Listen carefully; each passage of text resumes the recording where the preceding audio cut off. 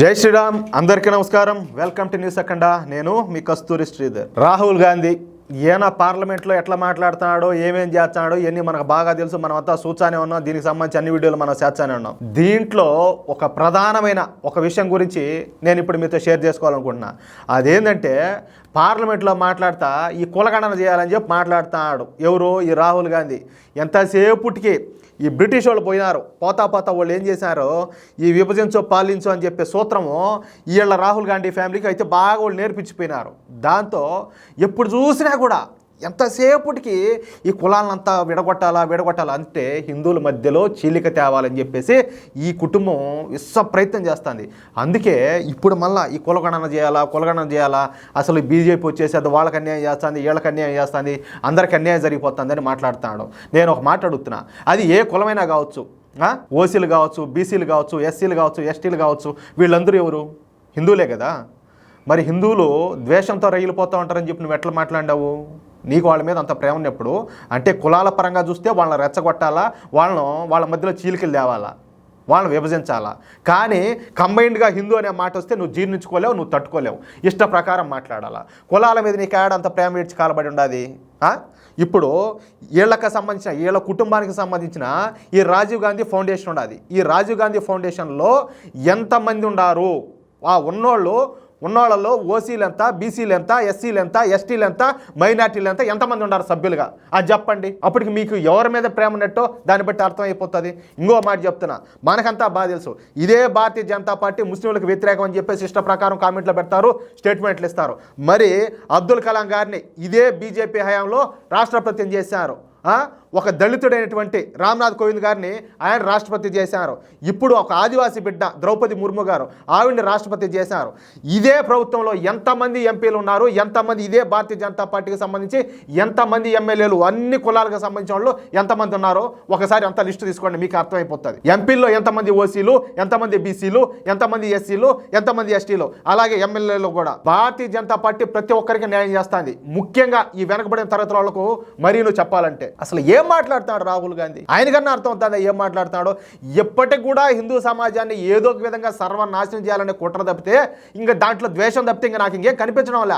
నిజంగా వీళ్ళు అంత కట్టుబడి ఉన్నట్లయితే ఈ దేశం కోసం, ఈ దేశంలో ఉన్నటువంటి మెజారిటీ ప్రజలైన హిందూ సమాజం కోసం వీళ్ళంత నిజాయితీగా పనిచేసే వాళ్ళు అయితే ఎందుకు హిందువుల మీద అంత ద్వేషంతో రగిలిపోతారు?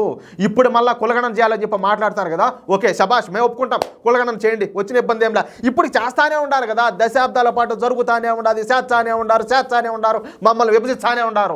ఇప్పటికి కూడా మాకు లేని పని అన్నట్టు పుల్లలు పెట్టేట్టు మమ్మల్ని విభజిస్తానే ఉండారు. ఇప్పటికి కూడా మా మధ్య లేని పని గొడవలు సృష్టిస్తానే ఉండారు. ఓకే, అట్లాగే ఇప్పుడు హిందువులు అంటే సరే, ఓకే, ఓసీలు, బీసీలు, ఎస్సీలు, ఎస్టీలు ఓకే ఉన్నారు కదా. అట్లాగే ముస్లింలో కూడా కులాలు ఉన్నాయి. ఇంకో మాట చెప్పాలి నేను ఈ సందర్భంగా. దూదేకలు వాళ్ళు అంటారు, దూదేకులు. ఈ దూదేకులు యాక్చువల్గా చెప్పాలంటే వీళ్ళు హిందువులు. వీళ్ళ దేశంపై ఏం చేశారంటే అసలు ఎలాంటి భ్రమలు సృష్టించారంటే, దూదేకులు అంటే వాళ్ళు ముస్లింలో కూడా వాళ్ళు వర్గము అనేటట్టు క్రియేట్ చేశారు. బట్ ఏంటంటే వాళ్ళు దూదేకులు వచ్చేసి వాళ్ళు హిందువులు. ఇప్పటికీ దూదేకుల్లో హిందువులు చాలా చోట్ల ఉన్నారు. హిందూ సమాజానికి ఎంత డ్యామేజ్ జరుగుతుందో దీన్ని బట్టి ప్రతి ఒక్కరు అర్థం చేసుకోవచ్చు. అట్లాగే మత ప్రాతిపదికన కూడా మతగణన కూడా చేయండి. కులగణనతో పాటు మతగణన కూడా చేయండి. హిందువులు మొత్తం మీద ఎంతమంది ఉన్నారు, ముస్లింలు మొత్తం మీద ఎంతమంది ఉన్నారు, సిక్కులు ఎంతమంది ఉన్నారు, క్రిస్టియన్లు ఎంతమంది ఉన్నారు, ఏ మతానికి సంబంధించిన వాళ్ళు ఎంతెంతమంది ఉన్నారు, మొత్తం లిస్టు తీసి పడదప్పండి మొత్తం.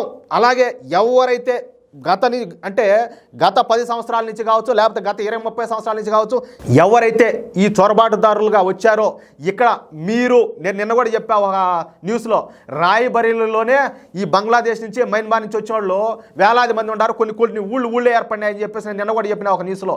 ఈ విధంగా దొంగతనంగా భారతదేశంలోకి అక్రమంగా ప్రవేశించి ఈ ఫేక్ సర్టిఫికెట్లు పెట్టుకొని ఎంతమంది ఉన్నారు ఈ దేశంలో, ఆ లిస్టు కూడా తీయండి. ఇప్పుడు నువ్వు ప్రతిపక్ష నాయకుడు కదా రాహుల్ గాంధీ గారు, మీరు కులగణనతో పాటు అలాగే మతగణన కూడా చేయాలా? ఏ మతానికి సంబంధించిన వాళ్ళు ఎంతమంది ఉన్నారో అది కూడా అడగండి. దాంతోపాటు ఈ దేశంలో ఏ ప్రాంతాల్లో, ఏ సిటీల్లో, ఏ రాష్ట్రాల్లో అక్రమ చొరబాటుదారులు ఎవరైనా ఉండారా? బంగ్లాదేశ్ నుంచి వచ్చేవాళ్ళు, మయన్మార్ నుంచి వచ్చేవాళ్ళు, లేకపోతే ఇంకో దేశం నుంచి వచ్చేవాళ్ళు, ఈ దేశంలో ఇల్లీగల్గా ఉండేవాళ్ళు, ఈ ఫేక్ సర్టిఫికెట్లు పెట్టుకొని ఉండేవాళ్ళు ఏ నియోజకవర్గాల్లో ఉండారో, ఏ ప్రాంతాల్లో ఉండారో దాన్ని కూడా మొత్తం లిస్టు బయటకు తీయమని చెప్పండి. చెప్పి నాయనా అయ్యా మహాప్రభు మీ నిజాయితీ నిరూపించుకోండి స్వామి, మీరు ఈ దేశం కోసం పుట్టిన కుటుంబం కదా మీది, ఈ దేశం కోసం ప్రాణాలు అనుభవించిన కుటుంబం కదా మీది. మరి అటప్పుడు అదే నిజాయితీతో ఈ స్టేట్మెంట్లు కూడా ఇండి. శబ్బాష్, నేను కూడా ఒప్పుకుంటా, రాహుల్ గాంధీ జిందాబాద్ అని చెప్పేసి నేను సప్పట్లో కొడతా. ఏమే మరి చేయగలుగుతారు అలాంటి స్టేట్మెంట్లో? కానీ కేవలం హిందూ సమాజాన్ని విభజించే విధంగా కులగణన మాత్రమే ఎందుకు? మీరు న్యాయం చేయాలనుకుంటే ఎన్నో విధాలుగా చేయొచ్చు, కానీ చేయరు. అసలు మీ కుటుంబం, నేను చెప్పినా కదా, ఈ రాజీవ్ గాంధీ ఫౌండేషన్ లో ఎన్ని కులాలకు సంబంధించిన వాళ్ళు ఉన్నారో చెప్పండి, మీకు నిజాయితీ ఉంటే. లేదు, మీ ప్రభుత్వంలో, మీకు ప్రభుత్వం కాంగ్రెస్ ప్రభుత్వం వచ్చినప్పుడు, మీరు వచ్చినప్పుడు ఎంతసేపటికి మీ తాత, మీ యవ్వ, మీ నాయన ఇప్పుడు అనబోతే ఇంక నీకు ప్రయత్నాలు. ఇంతకుముందుగా అనబోతే భయపడిపోయి ఆయన మన మౌన ప్రధాని ఒక ఆయన తీసుకొచ్చారు, మన్మోహన్ సింగ్ని. అంటే ఓరినైనా మా అత్తను చంపేశారు, మా భర్తను చంపేశారు, నేను పోతే నన్ను ఏం చేస్తారని చెప్పి భయపడిపోయి, భయంతో సిక్కులంటే మన్మోహన్ సింగ్నే తీసుకొచ్చి పెట్టినారు. ఆయన మీద ప్రేమతో ఏం కాదు.